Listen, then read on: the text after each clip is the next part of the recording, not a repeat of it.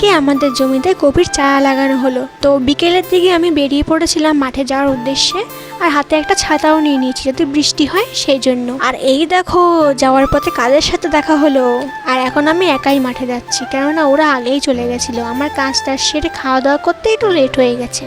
এদিকে আমি এসে দেখি প্রায় ওদের এক লাইন লাগানো হয়ে গেছে, আর মায়ের দিকে কপির চারাগুলোতে জল ঢালছে যাতে তুলতে কোনো অসুবিধা না হয়। আর কপির চারাগুলো তো এমনিতেও খুব নরম, সেজন্য একদম আলতো হাতে ওদেরকে তুলতে হয়, আর গোড়ায় জল দিয়ে তুললে আরো ভালো হয়, খুব সহজেই চারাগুলো উঠে আসে। এখানে মা চারাগুলো তুলে তুলে গাবলায় রাখছে, আর তোমাদের দাদা ভাই গর্ত করছে, আর মা সেখানে চারাগুলো ফেলে দিচ্ছে।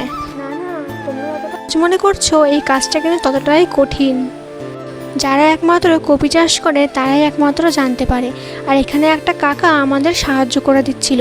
তারপরে আমিও কিছুটা কপি লাগিয়ে ফেললাম, যেহেতু আমি পারি তাই আর বসে থাকবো কেন বলো, তাই আমি ওদের হাতে হাতে একটু করে দিচ্ছি।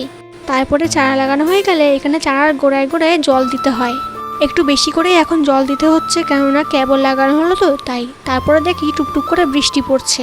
তো আজকের ভিডিও এইটুকুনি। ভালো লাগলে like, comment, share and subscribe.